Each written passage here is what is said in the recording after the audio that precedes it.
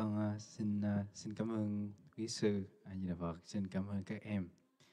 Thank you guys. Thank you so much. How about we sit, we can all have a seat, okay? Yeah.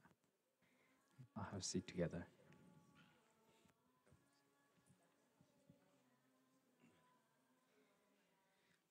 So, hopefully you enjoyed your morning so far. I know I did. I enjoyed my morning, although I wasn't with the first part, but I was doing something else. I was helping another friend, and doing that really made me happy. Although I came up a bit late. So today we are going to learn some music. So with the chants that we've been doing for a long time, you know, Namo Tassa Bhagavato Arahato Sama Sambuddhassa. Did you do that one this morning? Yeah? Do we know what it means? No. It's okay.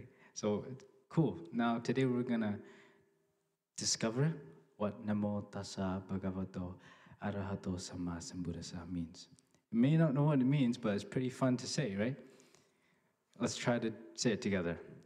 Namo Tassa Bhagavato Arahato Sama Sambuddhassa. One more time. Namo Tassa Bhagavato Arahato Sama Sambuddhassa. One more time. Namo Tassa Bhagavato Arahato Sama Sambuddhassa. And other than learning this verse, we'll also learn the sutra opening stanza, or the sutra opening verse. Before we recite the teachings, we wholeheartedly chant this verse so that we can lead our minds into reciting the teachings. For example, before we do a test, we need to focus. And before we do a test, we need to study very hard. And so before we dive into the scriptures, we have to make sure that we are perfectly aware, and in our heart, we have to put our minds in a state where we are happy and open to learn and receive the teachings. Sometimes when you listen to a teaching, or sometimes when you listen to a sutra, you just have to really open up your heart. In your heart, I know I've been using that word a lot and it's been like overused, but bear with me here. We all have a garden in our hearts, right? This morning I shared with my friend, we all have a garden in our heart. And we have good seeds and we have not so good seeds. Sometimes if we are a skillful gardener, we know how to plant seeds that are sweet, seeds that are supposed to taste sweet, like maybe mango. If you find the right type of mango, mangoes are very sweet. Watermelon, yeah, watermelon. Any other sweet fruits that you love? What's your favorite fruit? Cane sugar? I love cane sugar. Every time I go back to Vietnam, I must drink cane sugar. Anyone else? Anything that you like that's sweet? Strawberries. So all these fruits can become very sweet if they have good nutrients, it's the right kind of seed, right? But at the same time, we also have seeds that are not so skillful. In our hearts, we have the seed of care, but we also have the seed of throwing a cold shoulder or pushing other people away. We have both that capacity. We have the seed of forgiving, but we also have the seed of revenge. We also have the seed of hatred. We have the seed of patience, but we also have the seed of becoming explosive, right? So with all of these seeds in the garden of our heart, some of us are more fortunate than others. Some of us have been trained to be very good farmers. And when we're trained to be very good farmers, we know what kind of seeds to plant, how to care for those seeds, and how to make sure to pull out the weeds in that garden. But for some of us, it's different. Some of us, maybe we weren't taught how to plant or how to care for a seed, how to germinate a seed how to make sure the nutrients in the soil are enough for that seed to grow. So within our garden, instead of having a lot of flowers, which symbolize good things, we have a lot of weeds. And everyone has weeds in their garden. The skillful farmer knows how to pull out those weeds. The skillful gardener knows how to pull out those weeds. But sometimes when the farmer is too tired, there's so much stress accumulating in his life. Maybe his brother is not treating him well. Maybe his friends are bullying him at school. Maybe he just broke up with someone he loved very much.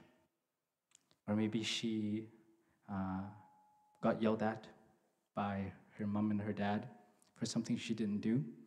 Then within that moment in their heart, all they know is just yelling. All they know is just hurt. All they know is just pain. All they know is just fear. And all they know is just suffering. So within that kind of garden, there's no flowers. There's no flowers, and there's a lot of weeds, a lot of rocks. And those people, whenever they come to others, all they can give is just that. Because they don't have anything else to give them, my friends, right? When that's all that you have in your heart, it's not your fault. The conditions around you have turned up in such a way where you have no more fresh or beautiful things to give. So sometimes we might end up going to another person, but they end up hurting us. And the reason why is because within that moment, within their capacity, that's all they have to offer. There's too much stress, too much pain, and too much suffering. So the Buddha teaches us never to have hatred and to always to have love and compassion for everyone, no matter what they do. Because people who hurt us are people who suffer a lot. But if we are trained and we are practicing at Đức Viên temple, we know how to chant the Buddha's name. We know that when we're angry, when we're sad, when we're feeling left out, we can connect with the compassion, connect with the solidity, connect with those good seeds and good qualities inside of us. That means we're able to grow flowers. Maybe not pull out all of the weeds yet, but at least there's a lot of flowers in our garden. Daisies. What else do you guys like? What other flowers do you like? Sunflowers. Sunflowers have very good seeds. Huh? Poppies, tulips, even roses. Right? These are all very beautiful flowers. But once you have a lot of flowers in your garden and you go to someone and you give, you can be selective. You can give either a rose or you can give a weed. And if you're more skillful and you weed your garden every day and you plant only the most beautiful flowers, then when you go to other people, that will be all you have to offer to others. Imagine if all of us, in all of our gardens of our hearts, we all planted only flowers and we weeded them every day. No one would suffer. No one would be sad. We'll only have good things to give to each other. So in the Buddhist practice, we all have this garden of the mind. And we can selectively water it. Today, every time when you recite the Buddha's name, every time when you recite Namo Tassa Bhagavato Arahato Samma Sambuddhassa, at first, you might not know what it means, you might not know why, but once you start to understand the meaning and the process of it, then it becomes more meaningful. Okay. So today, maybe myself and my younger brother, if he will come in a bit, we'll explain to you the meaning and show you how to chant Namo Tassa Bhagavato Arahato Samma Sambuddhassa. So firstly, Namo. May I ask my friends here if any of us know what the word Namo means? Any Pali or Sanskrit scholars in this room? Our expertise in the Buddhist language? No, such a nerd. Anyone? Namo?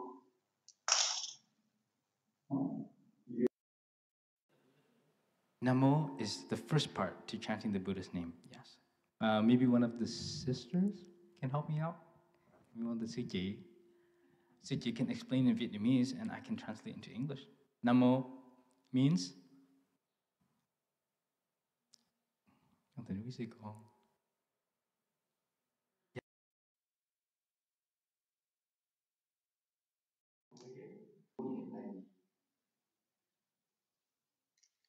Give it your best shot. There's no better answer.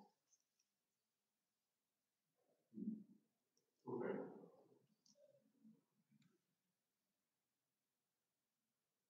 No means I don't know. Good. That's a good answer. Good. Because when you don't know, that means you are not sure of something. Sometimes we are a bit too sure of ourselves. And when we are a bit too sure of ourselves, we cannot namo.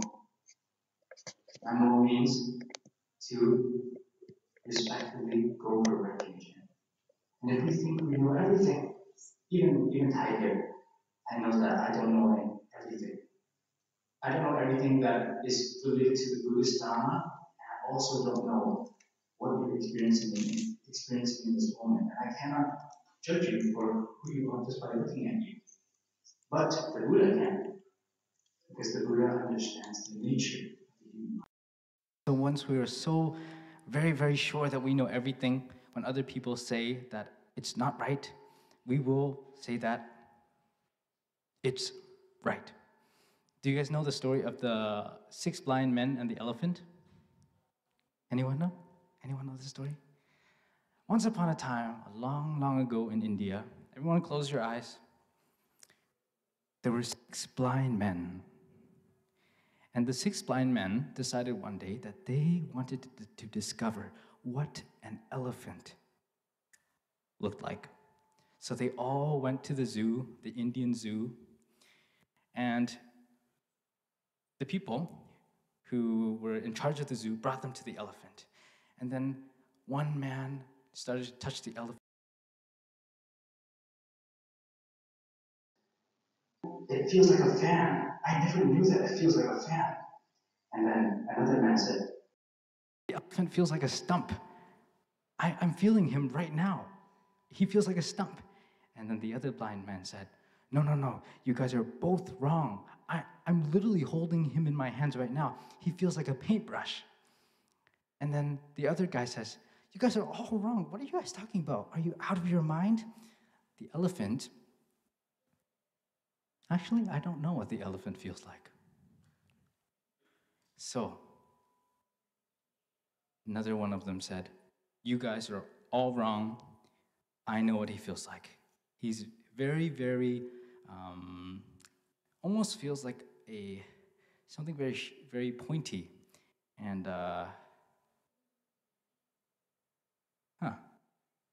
So they all knew what, like you can open your eyes now. So, were any of them right, my friends? Were any of them right? Yes? Right, they were right on some parts, but were they wrong at the same? Were they really wrong? No, because each of them saw the elephant in their own way, right? When I look at this flower, if you stand in front of me and you tell me, Thay, I see orchids, then I would think you're crazy because I can't see them from the back, or at least the pink ones, right? But you can. You see the pink ones, or sorry, they're not even, I'm so sorry. They're not even pink, they're purple. And I did not see the water inside of this either. But the thing with the Buddha is the Buddha understands that with the orchid there must be water, and he understands the nature of the flower as well. Can anyone tell me the nature of this flower? What is its nature? What is it supposed to do? What is going to happen to it one day? It's going to die.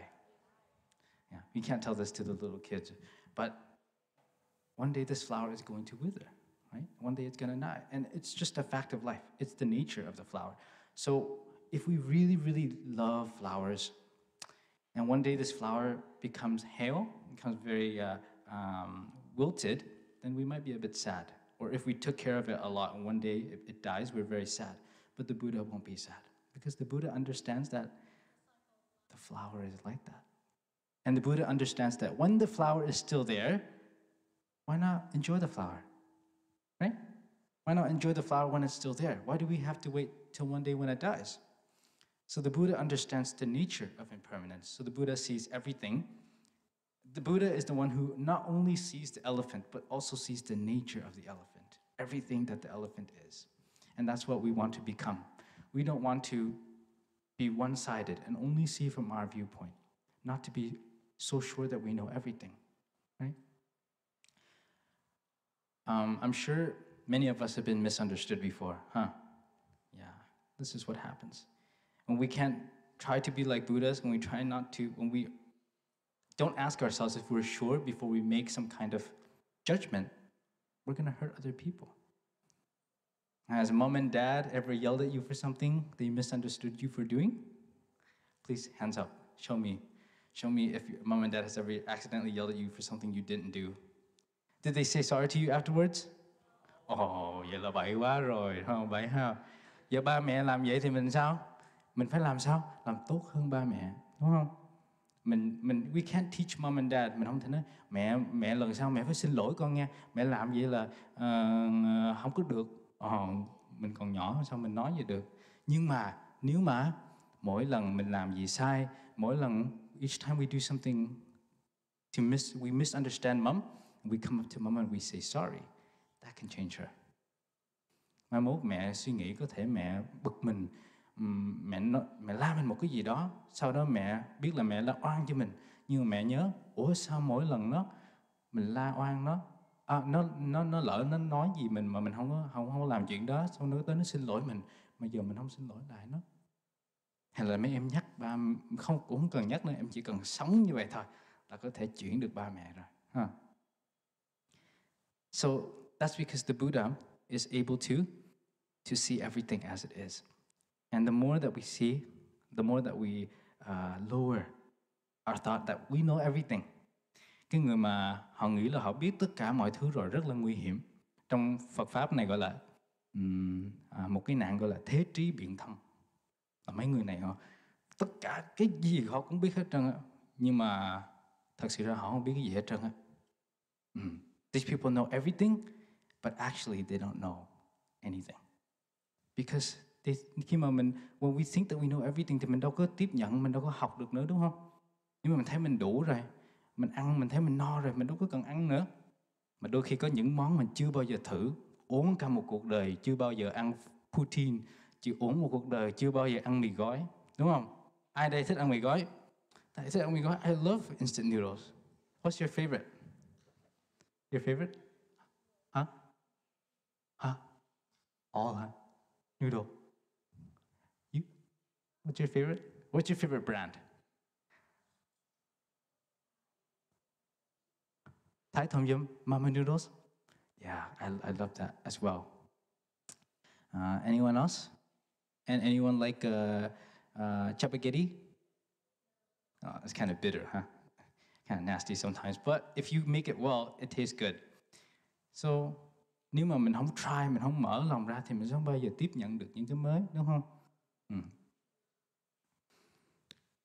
And so that's what part of it means. Namo means to lower yourself.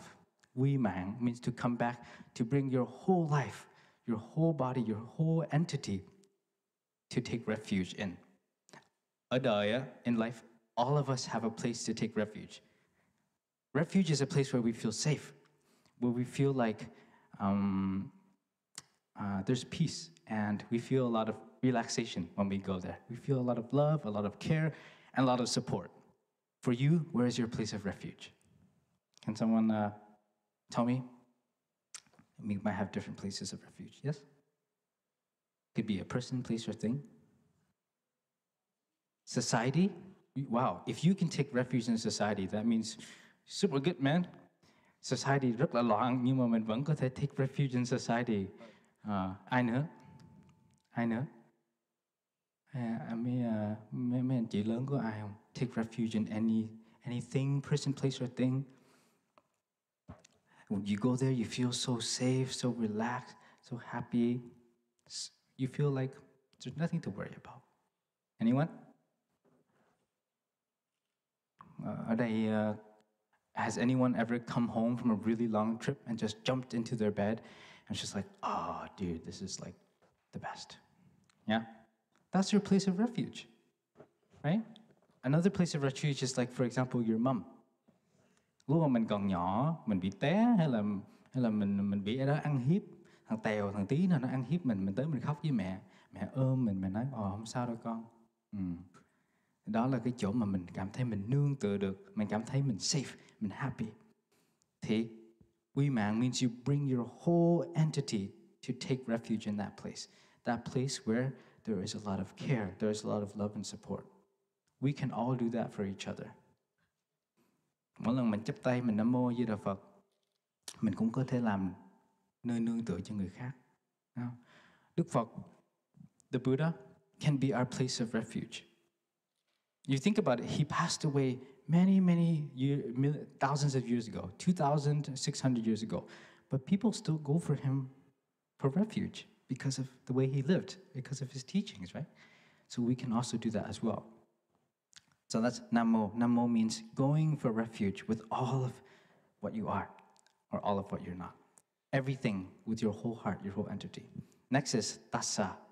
Tassa is to him. To him. To him doesn't have to be to him, could be to her as well. To her. Bồ Tát Quán Thế Âm. Actually, Bồ Tát Quán Thế Âm is neither man or woman. Did you guys know that? No? Bồ Tát Quán Thế Âm is kind of like, he's really cool. She's kind of like a shapeshifter. In Kinh Phổ Môn, in the chapter on the universal door of compassion, it's called the universal door of compassion because it's like a door. And when she walks through that door, she can go anywhere she pleases and choose to be what she wants to be, but only to help people. And she has 32 different shape-shifting forms, transformations. For example, when you're sick, you go to the doctor, right? When you are stuck with math, you go for a tutor, right? When you are hungry, you go to your mom or dad. But think, you guys see the image of ở dưới trái đường có một Bồ Tát có rất là nhiều tay. A Bodhisattva has many arms.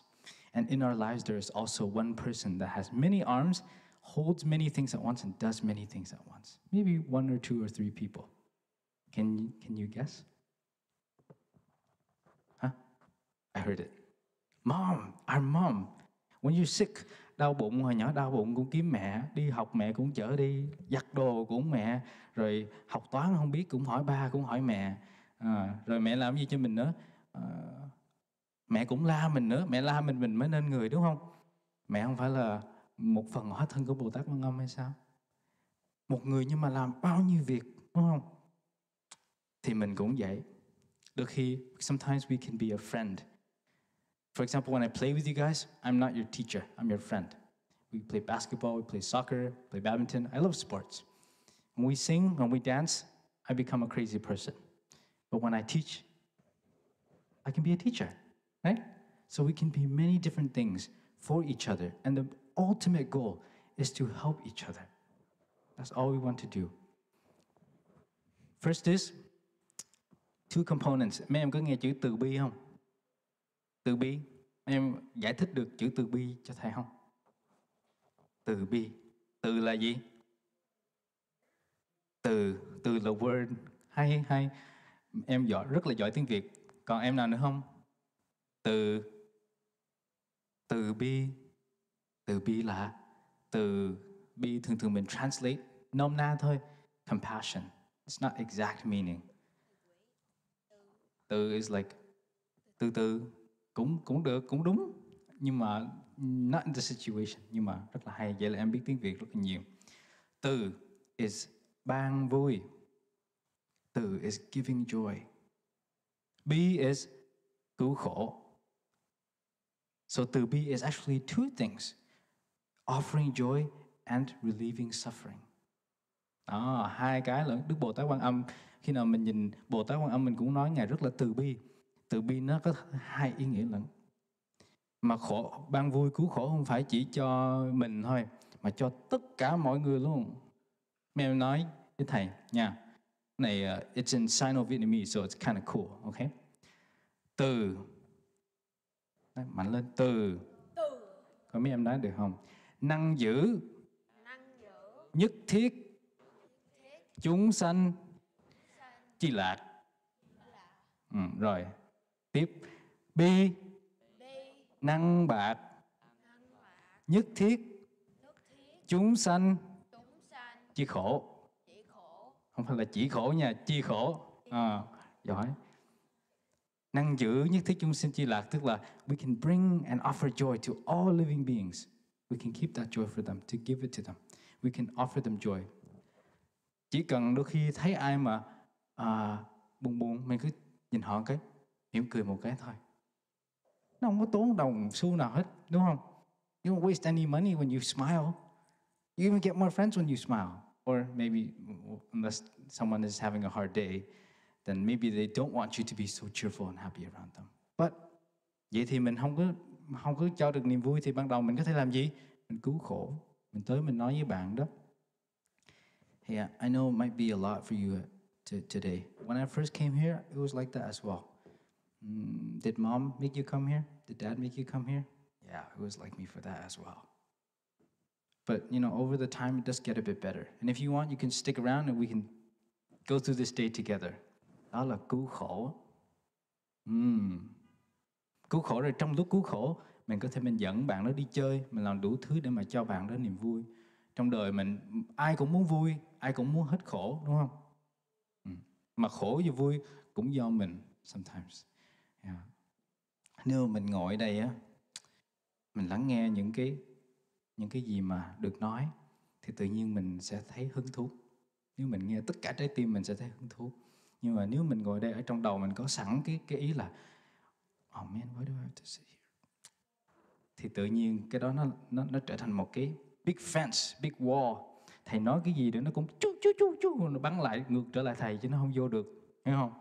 Cho nên sometimes mình phải đập bể cái tường đó, mình phải be courageous, đập bể nó, dọn tan nó luôn, để cho tất cả mọi thứ mình có thể tiếp nhận. We're already here, so we can do the best we can to perceive and take everything that we can take. Namo tassa is to him, or to her, or to the Buddha. Hồi nãy thầy chia sẻ, before I share with you, the Buddha is he a God? No, he was a human being just like me and you. And the reason why he wanted to become a Buddha was because he saw a lot of suffering. He saw 4 things. Do you guys remember these 4 things? Yes? One of them. Yeah, one of them.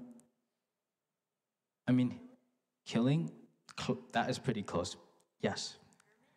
A hermit, yes. So our friend here said killing. Kill equals death, right? So the Buddha saw a dead man, right? What else did he see? A sick man. Before he was the Buddha, so he was a prince, Prince Siddhartha. Anyone else? An old person, an old man.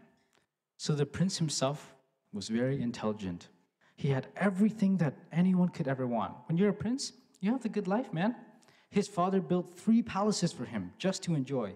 Winter, one palace for the summer, one palace for the spring, and one palace for the fall, because there's no winter in India, I think, or something like that. And he always had musicians to entertain him.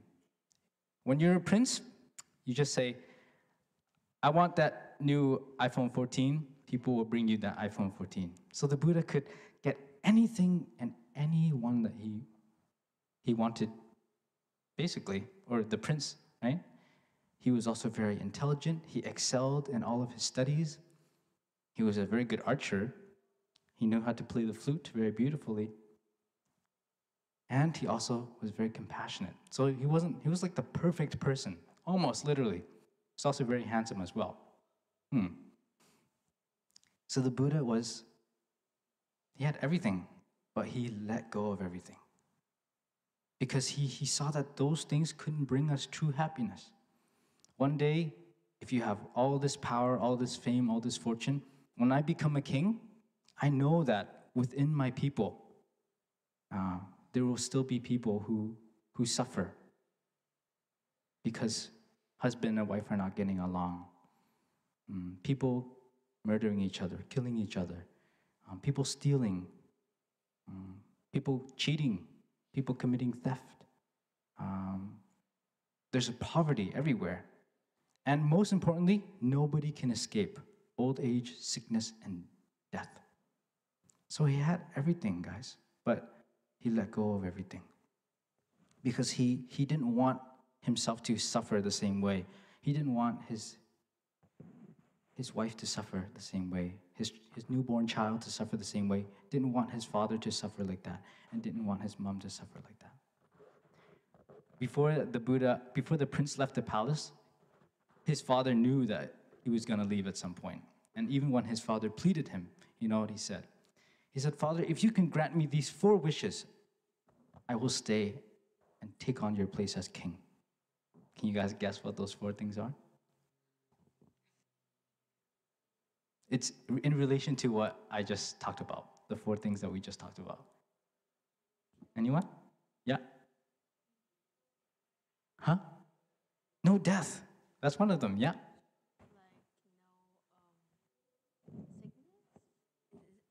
Sickness, yeah?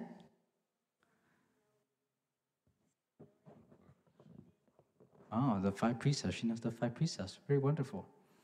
So he said, "Father, promise me that you can make me and everyone around me live forever. First of all, promise me that none of us will ever get old. Second of all, promise me that we will never grow sick. And third of all, promise me that we will never ever die. Promise me that you can do these things for me.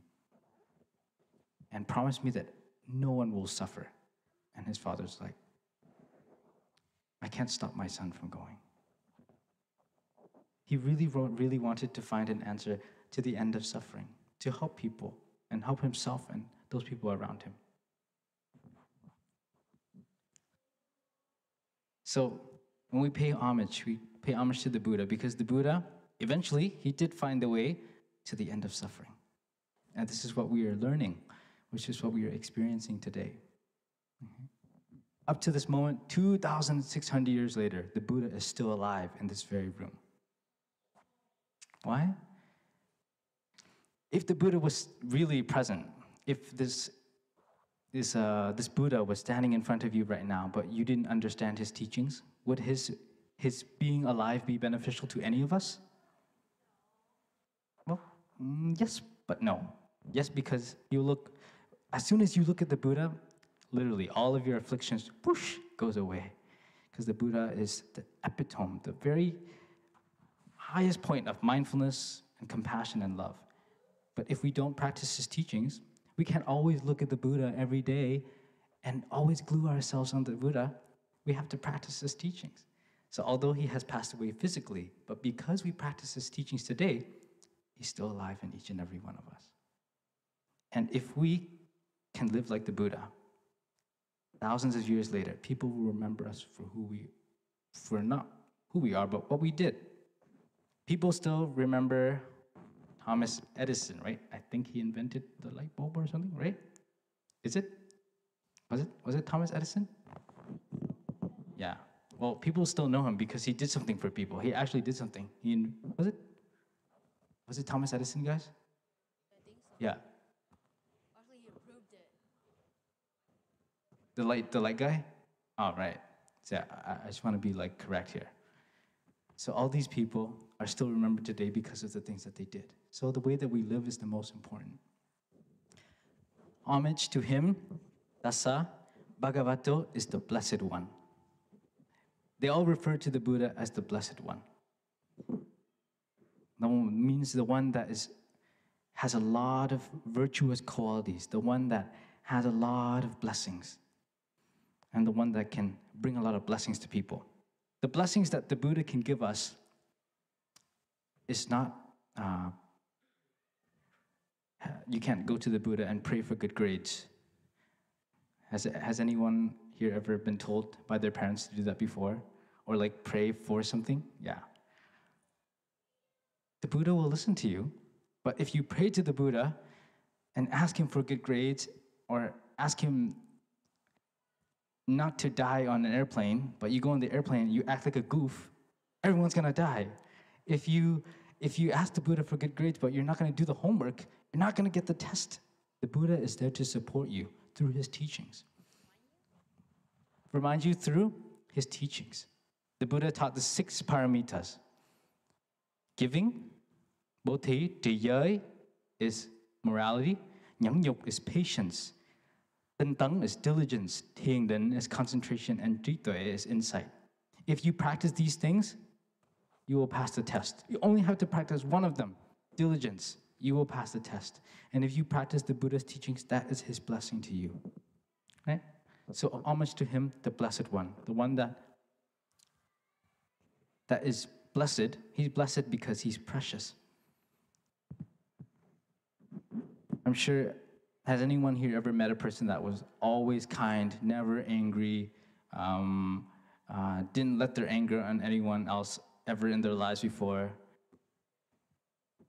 Always caring. Oh, yeah, these people are very precious in our lives.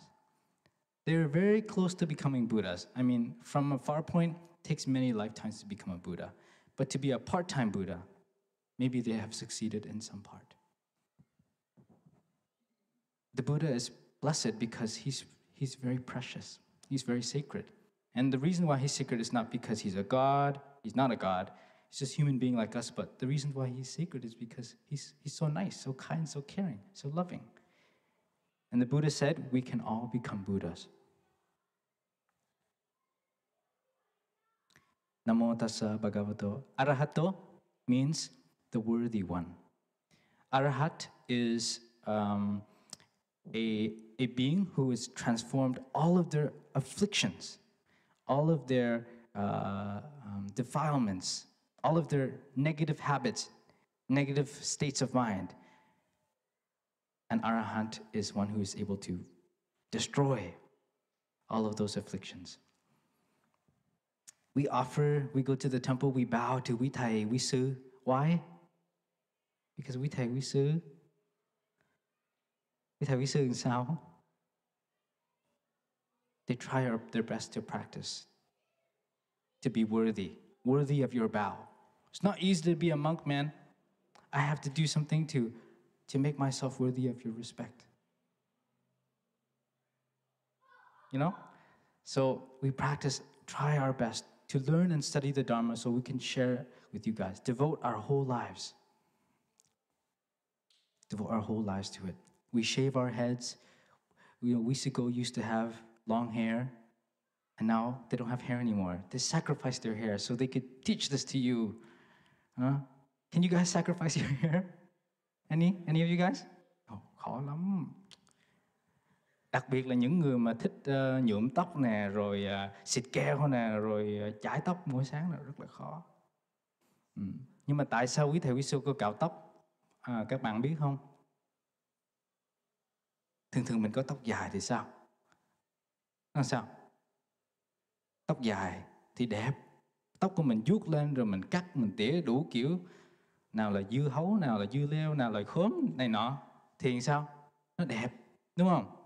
Nhưng mà tóc dài mượt, cái đầu thì chải keo đàng hoàng, nhìn xịn sò lắm. Nhưng mà lúc mà vô á, thì tự nhiên nói mấy cái lời không có dễ thương. Tự nhiên nói mấy cái câu nghe nó vô duyên lắm. Thì tự nhiên mình thấy sao? Mình không thích họ nữa. Thật sự họ cũng rất là khổ chứ không phải là họ không khổ. Nhưng mà họ tìm, they're finding beauty in things that are not lasting. Everyone's going to grow old someday. Everyone's going to become wrinkly. Accept that fact.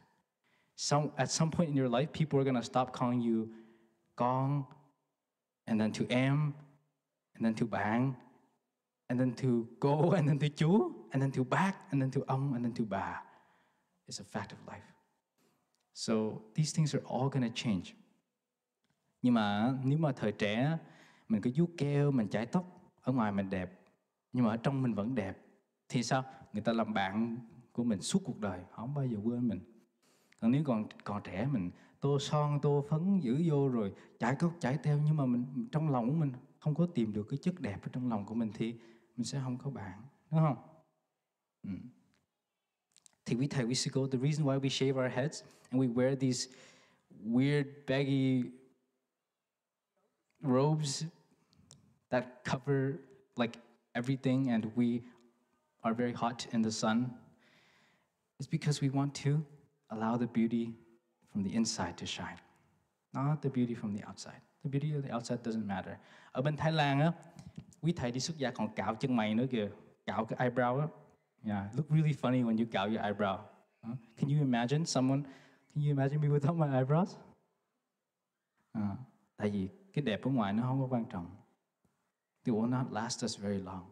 If we are beautiful on the outside, that's a 50. But if we are beautiful also on the inside, that's 100. Right? Đó là lý do tại sao quý thầy, quý sư cạo tóc, cạo đầu. Also to shave shampoo. Yeah. We use any soap, even conditioner, even bar soap. Almost used hand soap on my head one time to shave my head, because it doesn't really matter. My hair doesn't really matter anymore. Right? Hand soap. Dish soap is a little bit too acidic. I think it would. Oh, conditioner? Yes, I use conditioner. I don't, because sometimes we Phật tử, they bring their conditioners to the Hoat Tu. Mấy cô, they want their tóc to be mượt mà, đẹp, even though they go to Hoat Tu, so they bring conditioner. Lúc mà đi về, quên đem về để trong phòng tắm, thì mình xài thôi. Chỉ cần sao cho cái đầu nó không có bị hôi là được rồi. Rồi. Namo tassa bhagavato arahato, to the worthy one. So we try our best to live in this way, to transform ourselves, to make ourselves better, to make ourselves worthy of respect. Sometimes we need to ask ourselves, hey, am I really worthy of all this care? The way that I've been behaving, am I really worthy of all the things that I have? When we think of the Buddha, he's blessed, right? He's handsome, he's intelligent, he's kind. Everything about him is perfect. But are we blessed as well? Yeah, we are. First of all, we have the capacity to become like him, equal. All of us can do it. And we are also blessed because we're alive. We have at least one person in our life who cares about us. We have a roof over our heads. We're not on the streets. There are a lot of people who struggle and don't have as many conditions to be happy as we are. So we're very blessed. Just to have a bowl of rice to eat day by day is something that we are so blessed for. Yeah. So we are also very blessed. And we need to live in such a way where we become worthy of the love, worthy of the care, worthy of the trust that our parents put in us, that we Sư Thầy put in us, that the Buddha entrusts to us.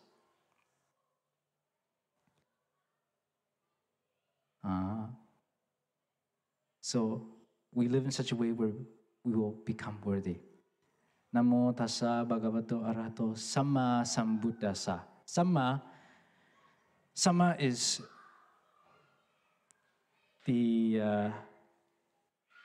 samma sambuddhassa means to the perfectly self-enlightened one. Uh-oh, I'm running out of time. I'm so sorry, guys.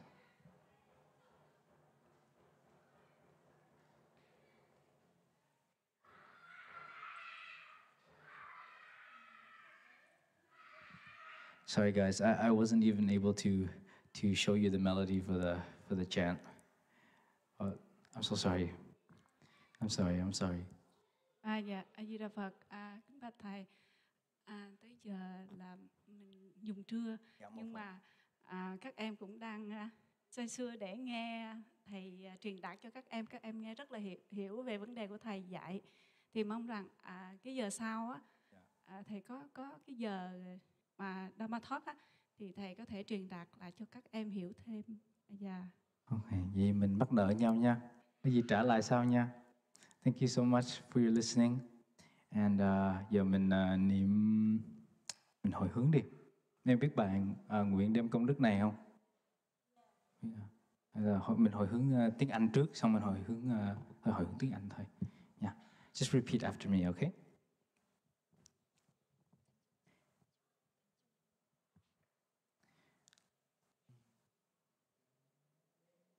Learning the Dharma practicing the way of awareness gives rise to benefit without limit. We vow to share the fruit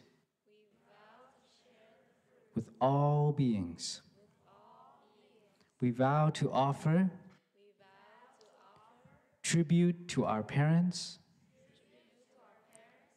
teachers, friends, and numerous beings. Numerous beings. Hold on, I need to sing the melody.